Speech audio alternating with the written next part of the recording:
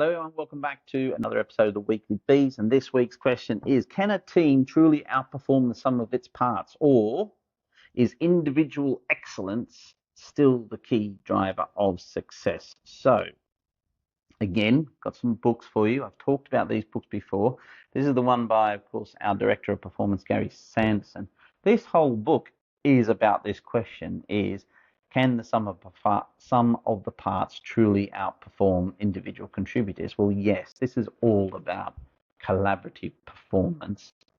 And those organizations that have fantastic collaborative performance can get knowledge moved around the organization quicker than any other firm out there, are always the ones that are going to be able to perform better.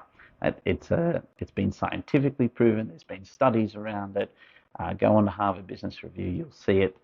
This gentleman, Jim Collins, has pretty much built his career on it, on how do you go from good to great. And it's all about the sum of the parts coming together as one to outperform individuals. So we have a concept here also where we talk about individuals and individual excellence. I think when organizations or entrepreneurial organizations start up, they'll always hire someone who is individually fantastic at getting billings and really driving revenue, really great sales.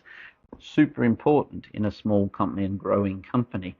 But what happens is invariably you find those people are what I would call high performing inconsiderates. So very high performing, get you a lot of revenue, that ticks that box, helps you grow.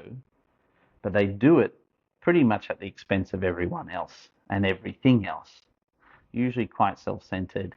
That's why I call them a high-performing but inconsiderate. And what happens is as the organization grows, you become bigger, have better clients, then the organization overtakes that type of organization. And that's where the collective actually becomes far more important than just an individual. If you have an organization just built on individual brilliance, it's not a very sustainable model, and that has been proven time and time again. So I definitely encourage you to read these two, because that'll help shape up your views on collaborative performance, and we'd love to hear your views down below in the comments, or why don't you pick up the phone and have a chat to us. See you next week on the Weekly Bees.